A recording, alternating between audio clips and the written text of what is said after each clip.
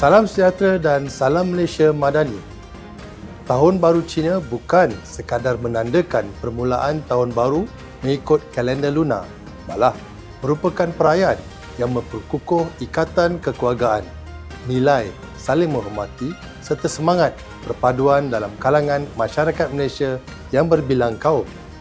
Kerajaan melalui Kementerian Pertanian dan Keterjaminan Makanan (KPKM) akan terus komited memastikan bekalan makanan utama sentiasa mencukupi dan stabil sepanjang masa, bukan sahaja semasa musim perayaan. Komitmen ini dilaksanakan melalui pengurusan rantaian bekalan yang berkesan serta langkah-langkah awal bagi memastikan harga barangan kekal terkawal dan bekalan sentiasa tersedia untuk rakyat. Akhir kata, saya berharap agar Tahun Baru Cina kali ini membawa limpahan rezeki, kesihatan yang berpanjangan serta kejayaan dalam setiap usaha yang diceburi.